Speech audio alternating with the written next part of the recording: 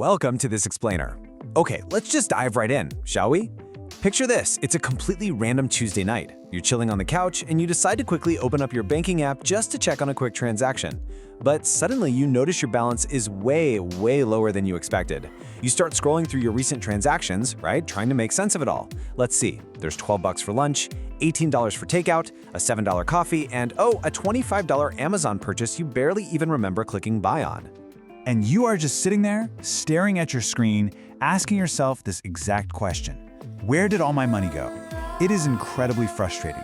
Because you know you didn't buy anything crazy. There's no fancy new luxury watch sitting on your wrist, you didn't book a surprise vacation to the Bahamas, and you definitely didn't go on some massive shopping spree. It was literally all just normal, everyday stuff. And yet somehow, your hard-earned money just completely vanished. Listen, if that scenario hits a little too close to home, I want to assure you right now, you are absolutely not alone in this. Now, what's really wild here is the sheer scale of the problem. If we look at data from the U.S. Bureau of Labor Statistics, the average household spends over $3,400 a year just on dining out alone. To put that into perspective, that is almost $10 a day every single day, quietly leaking right out of your bank account. And honestly, the absolute craziest part of this data, most people don't even realize they're doing it. It's the everyday, frictionless purchases that drain us, not the big splurges. So that brings us to Section 1, the one account trap and why discipline isn't actually the problem. Most people just assume their spending problem is a lack of self-control. We tell ourselves, I just need to try harder this month. But actually, no. The real culprit is the default way our bank accounts are set up. Most of us use one main bank account for literally everything. Your paycheck goes in, your rent comes out, groceries come out, random online purchases come out. It's just one giant chaotic flow of cash. And psychologically, this creates a massive illusion. Let's say you check your app and you see $2,000. Your brain immediately thinks, nice, I've got $2,000 to play with. But your brain totally fails to automatically deduct the $1,200 for rent, $200 for utilities, $300 for groceries, and $150 for transport. In reality, you only have $150 of actual spending money. But seeing that giant $2,000 gives you a completely false sense of wealth. And that is exactly where things start going wrong. Let's move to Section 2, the psychology of frictionless spending and understanding behavioral economics. To truly fix our spending, we've got to look at the science of why our brains fall for this single account trap so easily. Behavioral economists, people like Nobel Prize winner Richard Thaler, they've found that humans are notoriously terrible at mental accounting. When all your money sits in one giant pool, your brain just treats it like one giant pile of spending money. And this creates what behavioral economists call frictionless spending. Basically, this happens when all resistance to buying is just completely removed. Think about modern conveniences for a second. Tap to pay with your card, double-clicking your phone to use Apple Pay, or hitting buy now with literally one click online. Boom, it's done, instantly. There is zero friction, zero resistance.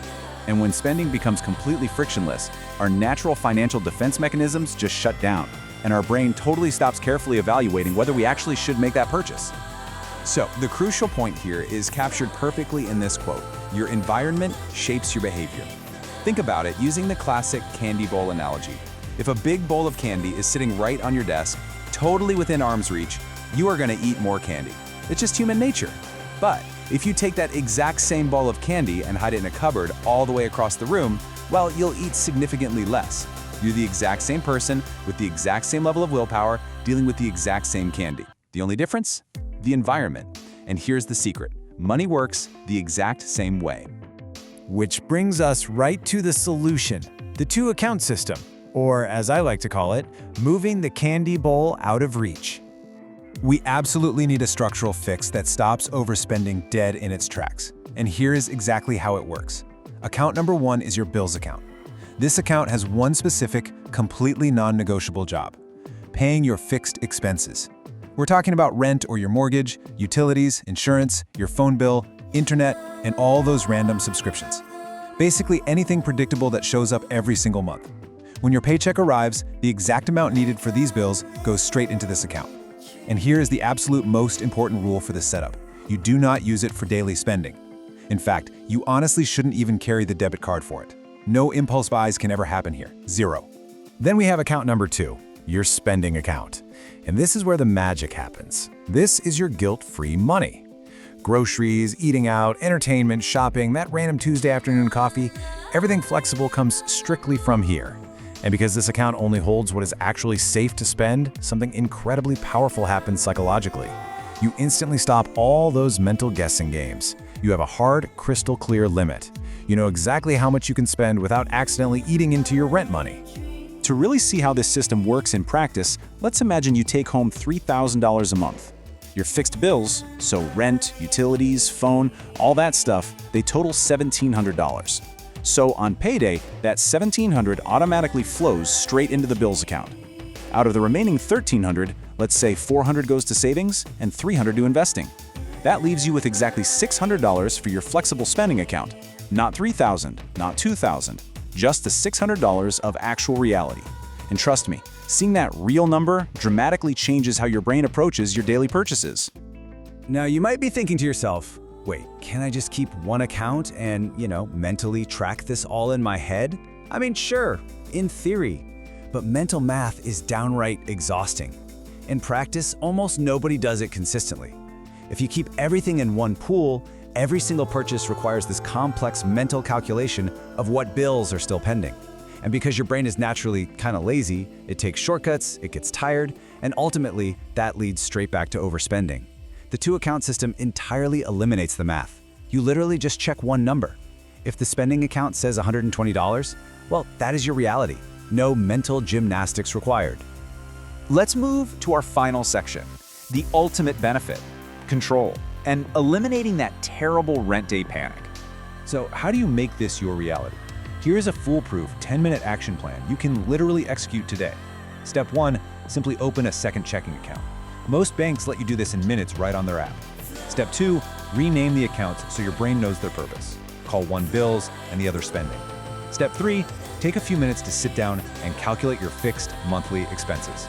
And finally, step 4, set up an automatic transfer every payday to funnel that exact fixed amount directly into the bills account. Everything else stays in spending. That's it. No complicated spreadsheets, no extreme budgeting apps. Once this is all set up, when the first of the month rolls around, you never have to panic about rent again because the money is already isolated and waiting. It gives you something we rarely feel when managing our finances: absolute control. Which leaves us with this final, absolutely critical question to consider. Will you continue to rely on unreliable willpower, or will you design a system that makes overspending structurally impossible? Remember, most personal finance advice out there just tells you to try harder. But aligning your financial system with actual human psychology is dramatically easier and infinitely more successful than trying to fight it. Move the candy bowl, folks. Take 10 minutes today to set this up and take back control of your money.